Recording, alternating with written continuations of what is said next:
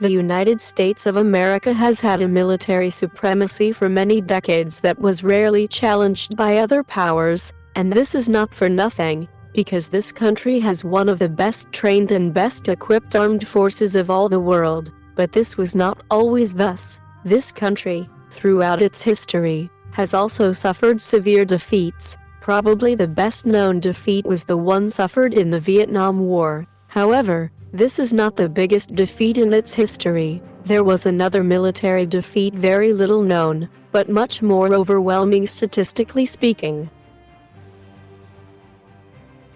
After the independence of America, this country inherited many debts that had planned to pay through selling land in an almost totally virgin territory that gained from the British called the Northwest Territory, which today occupies the territories of Illinois, Ohio, Indiana, Michigan, among others. However, the colonization of this territory would not be easy, since these lands were inhabited by Amerindian tribes such as the Miamis, the Wyandot, the Shawnee, the Lenape, among others, who were not willing to accept American sovereignty over their lands, nor to accept the settlement of white men in their lands.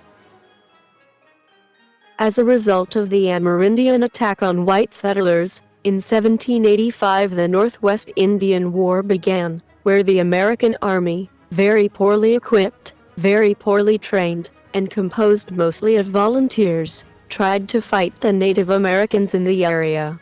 The American officer Arthur St. Clair led in 1791 an expedition of about 1,500 men to the depths of the Northwest Territory. However, his soldiers had many discipline problems, so little by little he was losing men due to illness or desertion. At the end of 1791 they decided to establish a camp in what is now the state of Ohio, near the Wabash River. The morning of the next day, an army of Amerindian warriors led by the Miami Little Turtle jumped and attacked the soldiers who just woke up and prepared for breakfast. Other soldiers rushed to take their muskets, but since they did not have the bandits equipped, they were easy prey for the Amerindians who threw themselves at them. The Amerindian shooters remained hidden in the forest and shot at the soldiers in charge of firing the artillery, making it impossible to use it.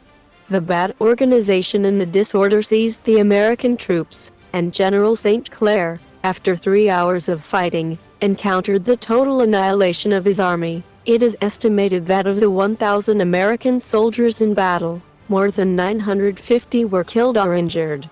97% of the soldiers were annihilated, and a quarter of the entire USA Army was eliminated. This is, proportionally speaking, the largest military defeat in the history of America.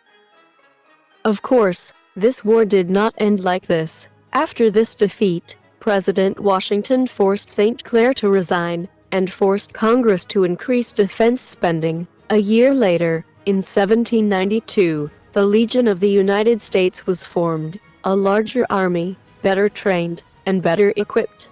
Finally, with this army they managed to put the balance in their favor, and force the Amerindians to sign the Treaty of Greenville in 1795, where the Amerindians recognized American sovereignty over the Northwest Territory, and fixed the borders between the Amerindians and the white mans.